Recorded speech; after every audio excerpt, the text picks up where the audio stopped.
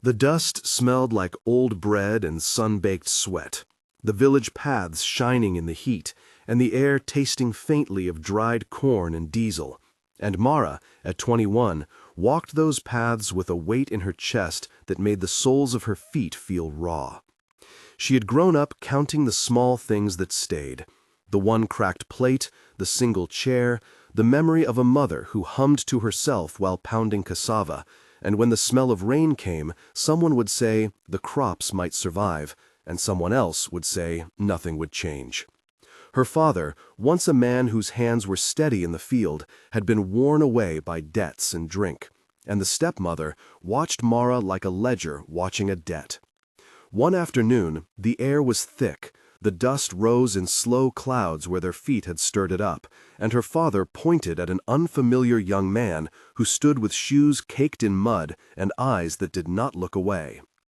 "Take her," he said flatly, each word like a stone dropped into the room, and the words made Mara feel her ribs tighten as if someone had tied a rope around her chest.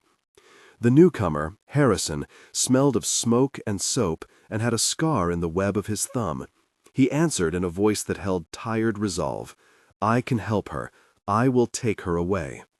Mara crouched, fingers digging into the gritty floor, tasting dust on her tongue, the light at the doorway cutting her silhouette in half. She had never been offered something that looked like hope and fear at the same time, and she did not yet know whether to feel saved or betrayed. Who was this man with the tired hands and patient eyes, and how could a single choice change everything? As a child, Mara had learned the patterns of scarcity like a second language. She remembered the sound of a goat bleating outside a low fence, the smell of cassava roasting on a stone, the hard texture of soap rubbed on thin skin, and the way her mother would press a cooled hand to Mara's forehead when fever came. She had been shy with other children, but bold when bread was on the line, learning to trade a song for a scrap, to barter a favor for a bowl of rice. The village taught her how to endure the hot weight of afternoon and the thin cold of nights that slid through cracked shutters. Then loss came in a slow, relentless form. Her mother fell sick, and the house grew quieter, the laughter that had once filled the compound thinning into lists of errands and unpaid loans. Mara watched bills come home in scribbles, and her father returned smelling of whispers and cheap beer. The room where her mother had sat with a pot lid on her knees became a place of small silences that whispered all day long. In the present, Mara wanted more than to survive. She wanted a life she had only seen painted on posters in the market, a life that included safety, regular meals, the possibility of schooling, of being called by a name that mattered in a different way. Her desire was not for riches alone, but for dignity, for a place where her hands would not be judged by old debts, for a chance to cook for others and learn, to maybe one day study at a small university in the city and not have to explain every bruise or every empty plate. When the inciting moment arrived, it did so with all the blunt force of the village wind. Her father had owed money to a group that came with quiet threats, and in a narrow courtyard, with sunlight slanting through a torn sheet used as shade, and the smell of fried plantain and oil in the air, he had said, "We cannot pay them. They will take what they want." Mara felt the words like hands pushing at her back. She had protested with a thin voice. "You cannot," she said. He looked away, his eyes wet with something like shame. "This will settle it," he insisted. Harrison stepped forward then, and the sound of their voices mixed with a crow cawing from a nearby post. "I will take her. I will give you what I can," Harrison said in a low, steady cadence. Her stepmother spat on the ground and added a dry laugh. "Good riddance," she muttered, and the sound tasted like ash to Mara. Mara begged. "Please, father, not like this," she whispered, the words dissolving on her lips. He answered, "We need bread." She looked at Harrison and found in his face something that resembled kindness and a different kind of fear. The village watched in that long present where every step seemed to echo. And when Mara left the compound with a single bag and the rough fabric of a borrowed dress, the earth beneath her feet felt both alien and familiar. The bus to the city smelled of oil and citrus, of other people's conversations and hope, and when the wheels rolled away, the dust rose in columns, and the village shrank into a rectangle in her memory. The journey to the city was a study in sensory contrast.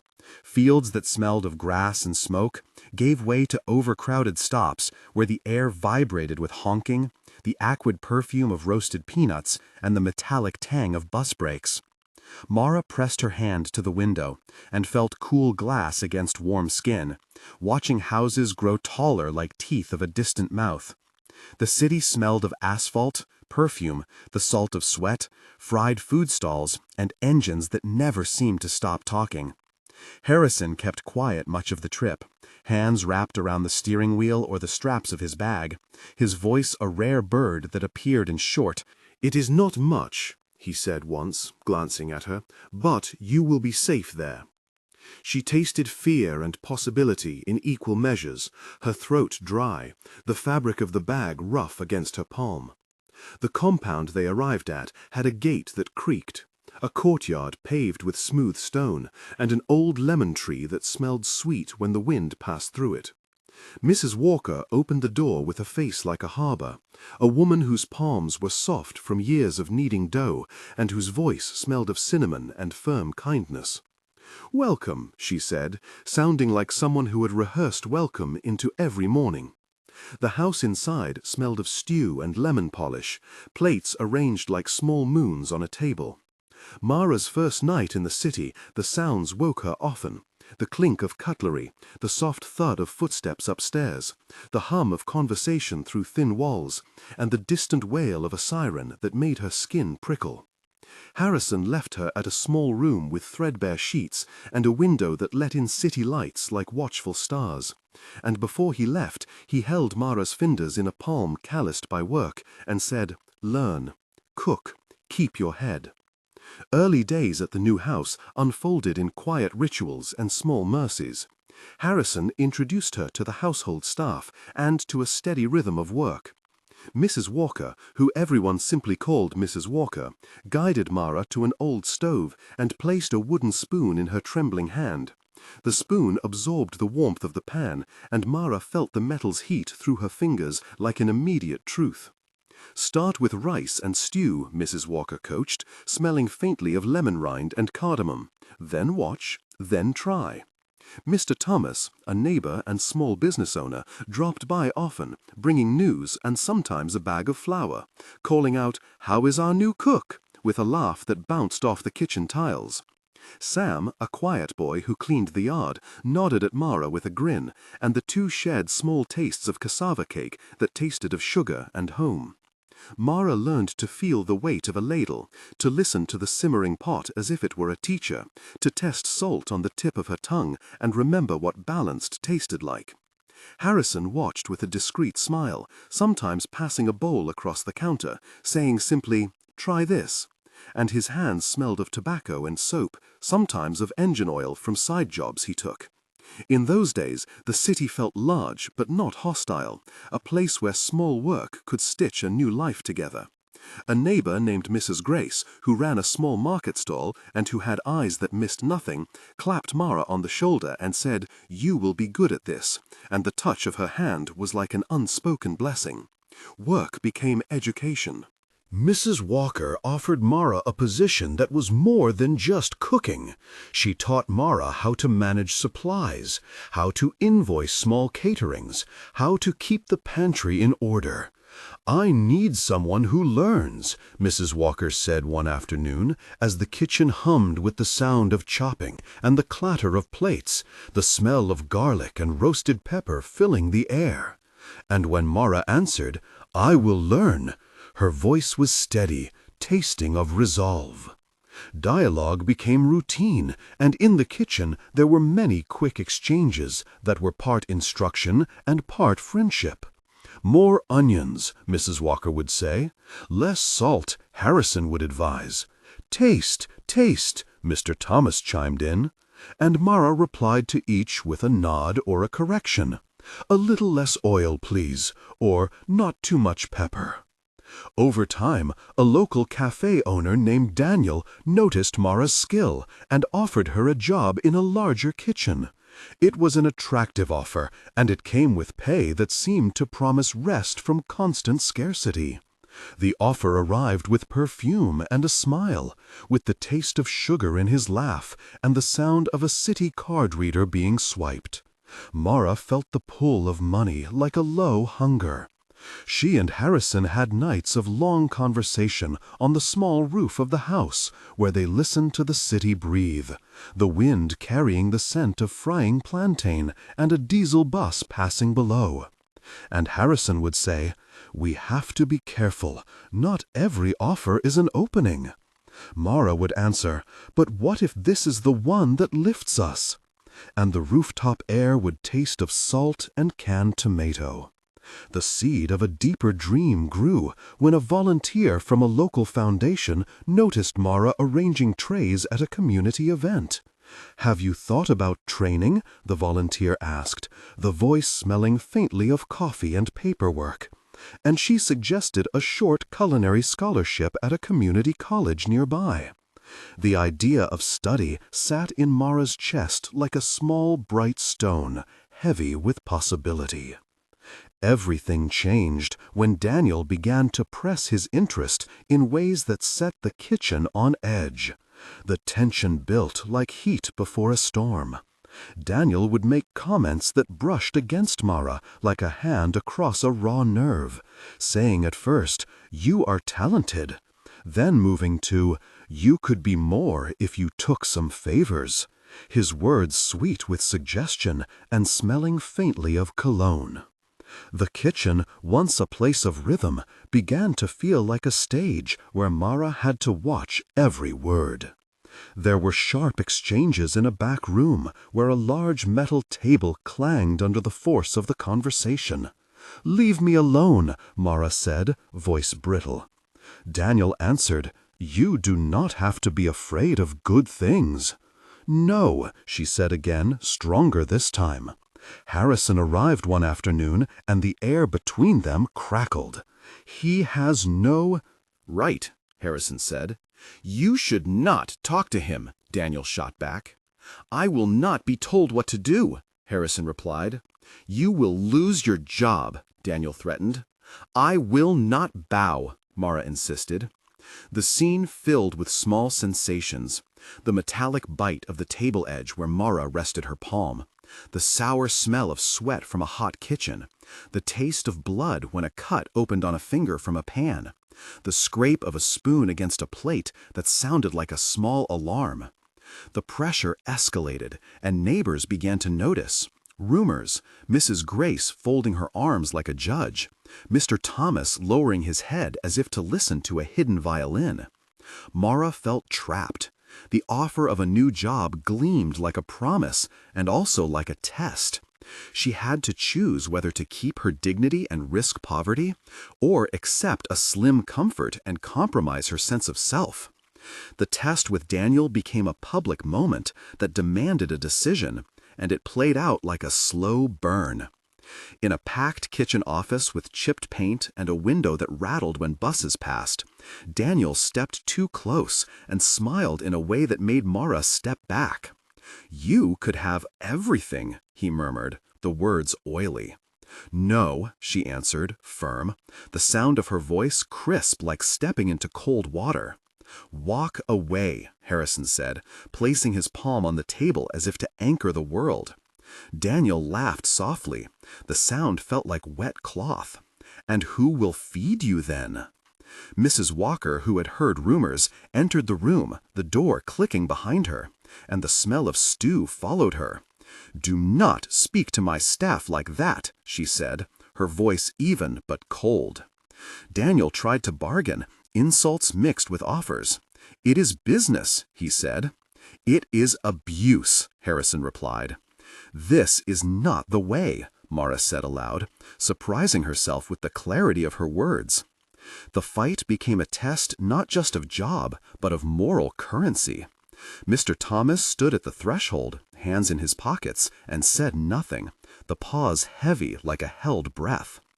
In the end, Daniel stormed out, his steps loud on the stairs, the kitchen exhaling relief that tasted of lime. This was one of the moments that showed Mara she could refuse something that would break her. The community whispered and supported her differently. Sam brought an extra plate of food. Mrs. Grace left a small coin on her tray, and rumors turned into small acts that resembled protection. After the confrontation, the harder trials came with the authority figures who weighed risk and reputation. Mrs. Walker called Mara into the small sitting room where the air smelled faintly of lemon and old paper, and laid out consequences. "We cannot put the house at risk," she said, fingers steepled, and the room felt clinical. "If it is safer for you to leave, we will help," she added, and the offer sounded like an abortive mercy. "I will not go away because someone threatens me," Mara snapped, the words hot. "This is my home now," she said. Harrison sat quietly, the leather of his jacket creaking as he shifted, and the debate stretched across one long afternoon. "There are options," Mr. Thomas offered.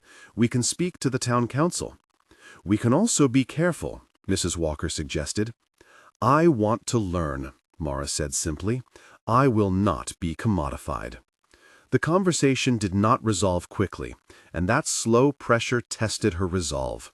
A plan formed, a plan that included petitioning for small legal protection, asking neighbors for witness statements, and making sure she had documents in order. The community reacted with a mix of support and caution. Mrs. Grace hummed and said, "We will stand by you." Mr. Thomas promised to lend his shop as an address if she ever needed it, and Sam offered to testify if needed. That night, Mara lay awake, tasting the city air, the metallic tang of fear, and the sweet whisper of possible safety. She had decided to keep her dignity and to fight in a way that would not betray who she was. The revelation about Harrison arrived like a sudden sunrise and shifted what Mara thought she knew. Harrison had not come with a clear pedigree, and rumors had always swirled about where his money came from. But he called one evening in the courtyard with a muffled voice and the scent of motor oil on his shirt, and he said, "I did not come to take you from your home to change you into something else. I came because I knew what it was to be without choice." He confessed that he had given up his small savings, that he had pawned a watch and done odd jobs to help Mara when debts threatened, and that he had used a loan from a friend to pay off her father's creditors. "I wanted to buy you time," he told her, the words heavy and honest, and Mara felt gratitude bruise into a deeper affection. The news spread like a soft wind, touching Mr. Thomas at his shop, Mrs. Grace at the market, and even the stepmother back in the village who felt shame and called to apologize, her voice thin. The community's reaction was mixed. Some accused Harrison of buying favor, while others praised him as a savior. A phone call to her father made him finally say, "I am sorry," and his apology tasted like old liquor, but also like something newly genuine. The confrontation that followed led to small reconciliations and also to firm boundaries. Mara insisted on forgiveness, but not cohabitation. Harrison then made a larger gesture. He enrolled in evening classes to qualify as a small business manager. He petitioned for a legal clinic to visit the compound, and he used his modest contacts to help apply for Mara's scholarship. The revelation that he had sacrificed his own security to protect her reframed their relationship from a transaction to a mutual pact. People like Mrs. Grace and Mr. Thomas began to see him as a partner, and even some neighbors who had been skeptical started to offer small kindnesses. There were 3 moments of high tension that tested the whole community. First, when the collectors returned and demanded payment. They came at noon with the smell of wet money and the clink of bottles, and Mara stood with Harrison and spoke instead of cowering, telling them the debts were cleared and that there was nothing to take. The second moment was the day Daniel tried to manipulate an ally within the local market. He whispered to a vendor, tried to buy influence with small coins and louder promises, and the vendor had to choose between easy money and the right thing, finally siding with Mara, which deflated Daniel's scheme. The third moment came during an informal review of household contracts when a small paper revealed an error that could have cost Mara her job, a missing signature, a bureaucratic sting that tasted like bitter coffee, but ended when Mr. Thomas vouched for her reliability. Each of these moments stretched for long paragraphs in Mara's memory. They included the metallic tang of threats, the roughness of petition papers, the sweet relief of witness testimony, and the soft clapping of neighbors at the end. And each time, Mara felt herself learn to breathe differently. The epilogue unfolded in months that measured progress like small heartbeats. 1 month later, Mara had a letter that smelled faintly of printer ink and hope. She had been accepted into a city culinary training program that met in the evenings at the community college. And on that afternoon, the house smelled of fresh soup and laughter, and Harrison brought a small bouquet of wilted market flowers. 3 months later, the compound had a new rhythm. Mara cooked for small events and earned a steady wage, which tasted like salt and possibility. She regaled classmates with stories of village cassava and learned theory and technique. And Mr. Thomas began sending catering work her way. The community praised her, and a neighbor named Leela posted a hand-drawn card that read, in shaky letters, "We are proud." 6 months after the first dusty road away from the village, Mara wore a simple apron at graduation, and the certificate felt like cool paper and warm light in her hands. The crowd cheered, and Mrs. Walker cried a little, and Harrison stood with a hand at the small of her back, and the applause sounded like rain. The house arrangements had changed. A new tiny room for guests now held a stack of textbooks and a small suitcase of ingredients. The stepmother came to visit and apologized, bringing fried plantain and a quiet admission that she had been wrong, and Mara accepted the plantain but kept distance. The father learned to call and to ask for recipes and to listen, and the village sent a small contingent to the graduation, carrying woven baskets that smelled of dried leaves and pride. Mara had been offered a steady position at a new local restaurant, and Mrs. Walker helped negotiate fair terms. And the money allowed her to send a small envelope home once a month. The legacy was practical keys to a small room of her own and a modest savings account in her name. And the emotional inheritance was stronger. She had learned that dignity cost something to keep, but that it could also build. People like Sam, Mrs. Grace, Mr. Thomas, Lila, and Mrs. Walker showed up in Mara's life as the pillars that made a public redemption credible, and her name began to carry different weight in the market. If you felt your heart tighten at the moment her father offered her away, you are not alone.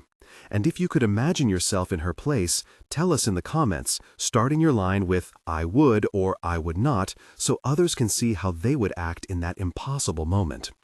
Your comment matters because it turns private sympathy into public conversation and can help someone else feel less alone. If this story moved you, subscribe here for more real-life journeys of courage and change. Remember that small acts of kindness can reroute a life, and sometimes the person who looks like a stranger becomes the one who stands by you when it matters most.